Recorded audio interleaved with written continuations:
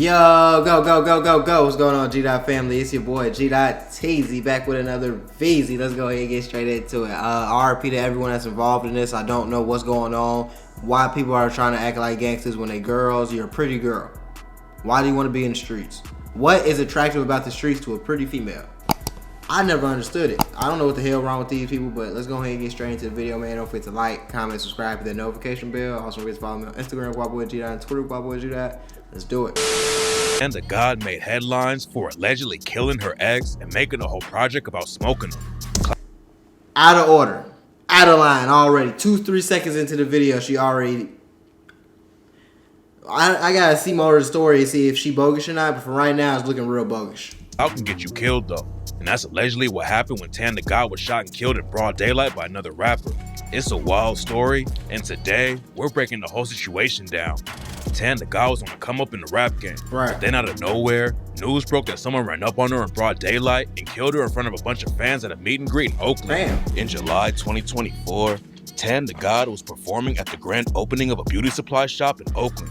She was known for supporting black-owned businesses in the area, and the owner of the shop linked up with Tandagod to support the event. Right. Tandagod was supposed to perform at the shop and have a meet and greet with her fans afterwards. Right. And that's when everything went left. Right. Tandagod had been posting about the event all over social media, and she even put up a video from inside the beauty supply shop on the day it opened. But nobody knew that just a couple hours later, Tandagod was gonna die in the same spot. After Tandagod performed and chopped it up with some fans, she was chilling inside the beauty shop and a dude in a hoodie walked in behind her. According to reports, she got into some kind of argument with him, and that's when he upped the strap and started letting off shots. There were still people all over the parking lot in front of the shop where So they had to catch him, performed. right? When the shots started going off, they all ran for cover and someone heard Tandagod screaming, "I'm hit, I'm hit." Paramedics rolled up to the scene and rushed Tandagod to the hospital, but she was tragically pronounced dead just a couple hours later. After the news broke, a lot of different stories started flying about what really went down. Right. An employee at a Korean barbecue restaurant near the beauty shop said that the dude who killed Tandagod just walked through that gate and started shooting. But other people say that Tandagod got into an argument with the shooter before he killed her.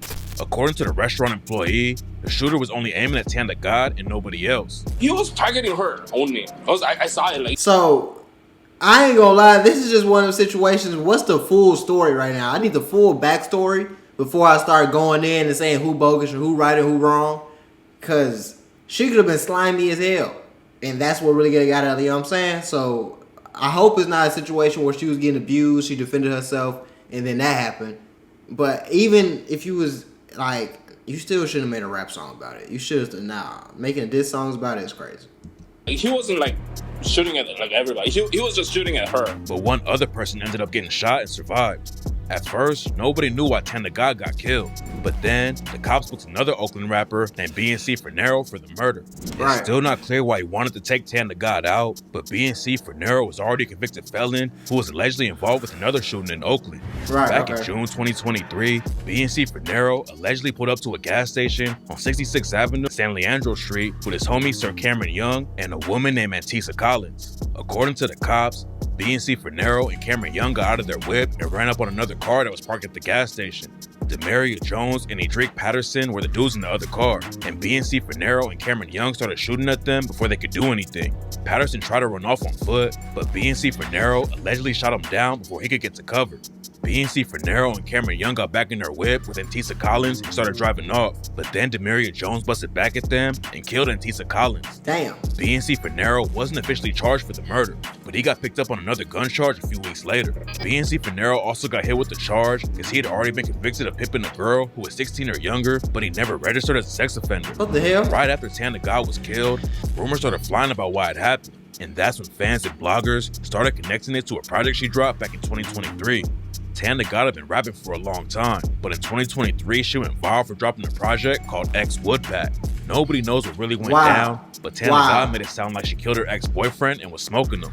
Tandagod went on Kid L's podcast and talks about the situation. She didn't really say that she killed her ex, but Tandagod told Kid L, and they was just dude popping up and threatening the whole family, and you know, and you know where people live. And I think about it, I'm like, you know where my loved ones live? During the interview, Tandagod made it sound like her ex was Look like, no offense, RP to the dead, but look how she's sitting, bro. Look what she got on. Look how she's sitting. Look at the whole demeanor. Why would someone even want to talk to her ass, bro? That ain't no feminine woman. That ain't no soft. That ain't no goddamn hell no.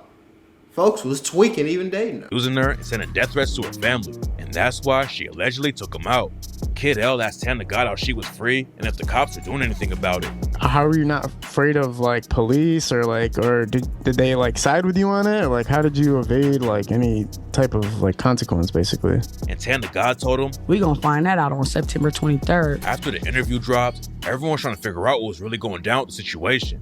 Some people thought Tandagod was just talking crazy for a publicity stunt, but then rumors started going around that she really killed a dude and had even been in witness protection ever since. Wow. About a month. So he was in witness protection, but still rapping about. Oh my God! See now I don't really feel bad. You feel what I'm saying? Cause yeah, he was threatening your family, but we just still don't know the extent. But I'm saying if you just smoked his ass, why would you rap about it if it was like that's. See, rapping about smoking somebody is if you own an offense and you was like, okay, I'm finna go to his block, I'm finna do that.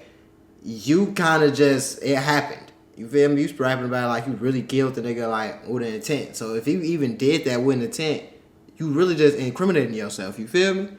You're really doing a lot of stupid ass shit.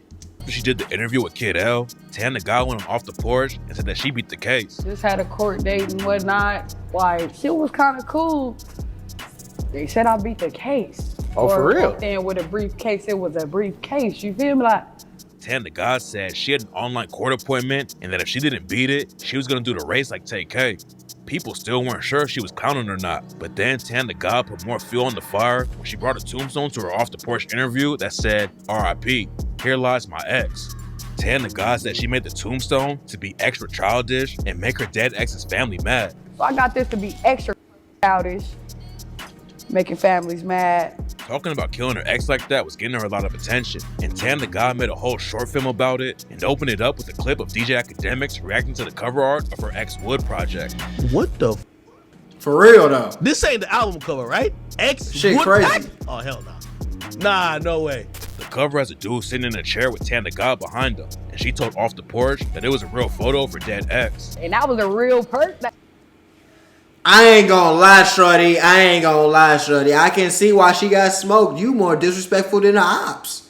You was his girlfriend, and what? We all know you. We all met you. We been around, and it's like you gonna kill my son, my brother, my nephew, whatever.